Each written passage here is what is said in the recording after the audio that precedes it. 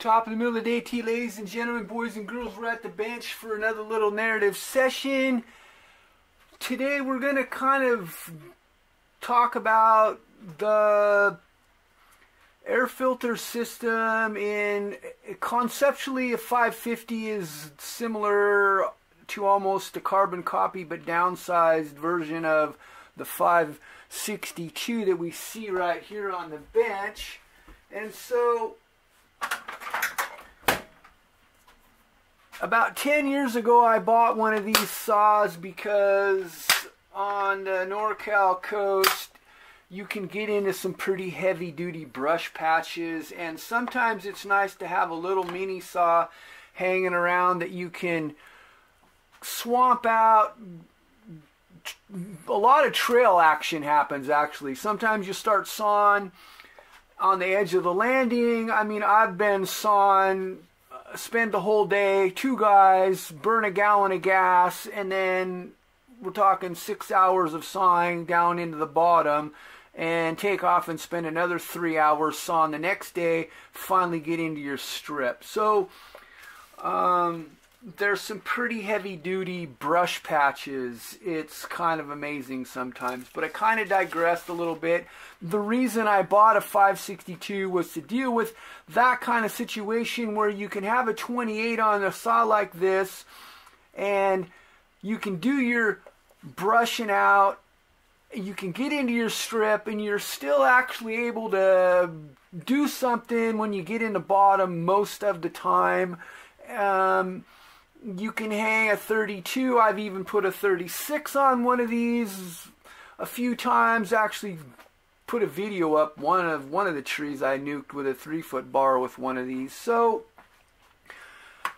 it wasn't any kind of a barn burning operation, but it was moving right along for a 60cc saw pulling 115 drivers of 3/8 chain. Let's just say that. So conceptually, I started playing around with these saws about 10 years ago when they first came out, I guess. And I noticed right away that the air filtration system was suffering a little bit. And so I tried a few different things, basically trying to get a seal happening around here. Now, there's a couple ways you can do that. If we want to take a look at the air filter with the flocked element itself, initially these saws were coming out with the, I guess it's kind of like a fine nylon mesh type filter, which is basically this system right here. Now you can see through this fine mesh, and if you're working in a wet environment where you have decent chips and you don't have spongy bark that gives off a kind of a fine dust, you wouldn't want to take a filter like this and work in any kind of a burned area whatsoever. You're just going to completely nuke your engine because you're going to be pulling stuff through. But essentially what happens when the element itself gets plugged up, the air starts to bypass the filter element, and it actually goes around by the filter base or the air horn, depending on the concept. Now, I ended up forgetting about that. I didn't work on this saw. This is Cousin Gary's saw right here. We went on sabbatical, and he was having problems with this saw, so he gave it to me so I could fix it up, essentially. And basically, while we're looking it over, trying to figure out, you know, what needs to be done, I noticed that he didn't actually upgrade this air filter like I had done for him on the one that I built for him a few years ago. So anyway, conceptually, there was some buildup of monkey business like they will get in, this is the filter base or the air horn, depending on the terminology and I guess your actual vintage. The older guys call this an air horn.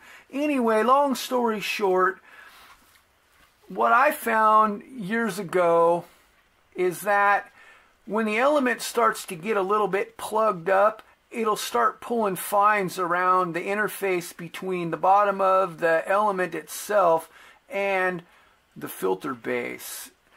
Now, this was after, of course, the saws used to come in with this element on it, and that took about a day to figure out. That was a disaster. So started trying to figure out what the deal is. Husqvarna is famous for doing the flocked elements. They actually had one that was something that I ordered, essentially, and started using it pretty much immediately. Was still getting fines coming by the element. You're noticing this as you're fueling it up, cleaning the filter at the end of the day. That process is happening. So I kind of started thinking about it a little bit, and what I came up with was a fine O-ring.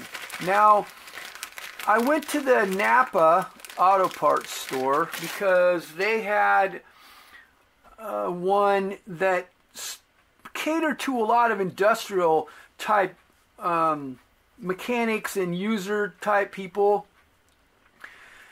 And they had a really nice selection of O-rings. And so what I did was I went through and bought multiple different versions, and I kind of monkeyed around and I tried some different ones.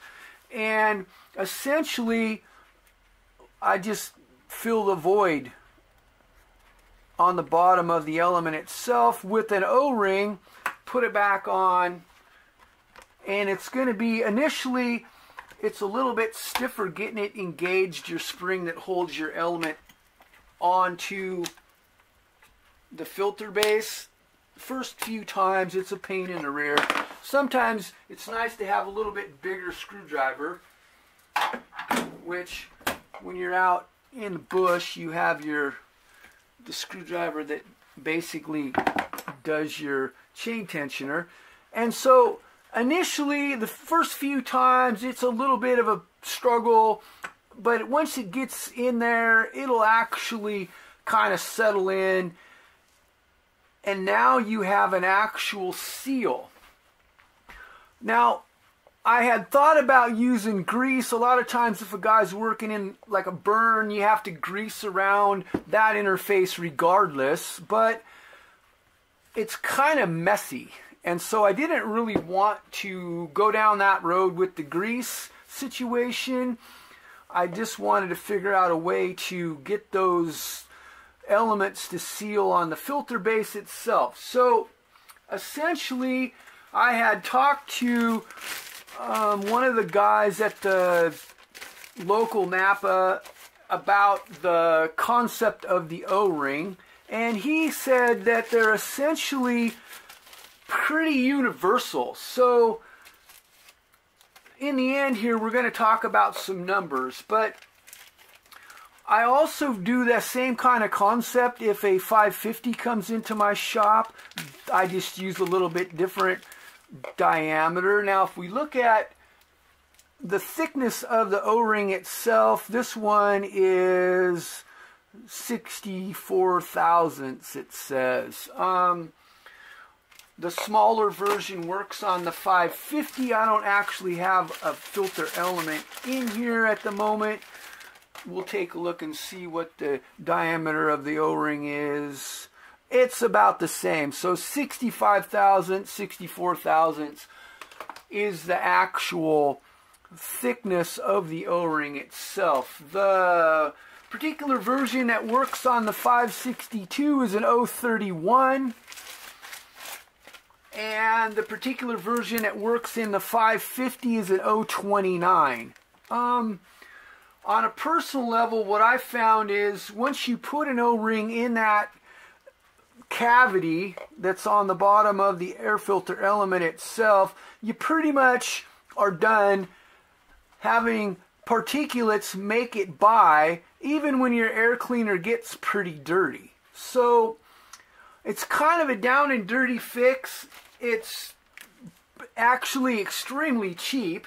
I don't even remember. I buy these in 5 or 6 at a time, so I don't even remember what these O-rings cost. But they don't cost a whole lot. I don't even think they're $1 a piece. So it's actually a really cheap and easy and simple fix to circumnavigate the situation where the fines are actually making it by the bottom of the filter element and the top of the filter base itself. So there you go. You're going to be able to use grease if you would like to do that as an option. It's going to be a lot more messy. That's kind of why I didn't do it. You're probably going to be required to use grease if you're in a situation where you're using a saw in a burn. The max flow system's the only actual air filter element that I know of that will work on a saw for a day's length of time in a burn application. Everything else, you're kind of having to deal with it. Any of the Husqvarna elements especially, you're going to have to basically seal that area with a little bit of grease and do your thing. So anyway, the reason I'm doing this is because I actually had somebody email me and they were interested in what I was actually doing, or if I knew something, some way to prevent the problem that these saws actually have. They don't have a lot of problems. That's kind of a minor one. In a way, it's kind of a major one.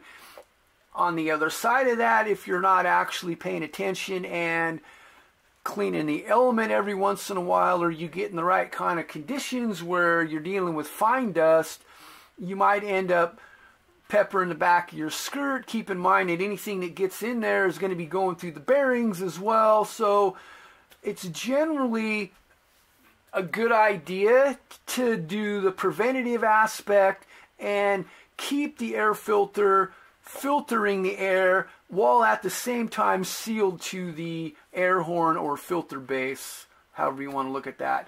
Carb box cover on the steels, there's a few names, but conceptually you want that interface between the filter base and the bottom of the filter. You want it sealed tight so you're not sucking a bunch of particulates through your engine. Alright, so that's kind of it. Just kind of short and sweet.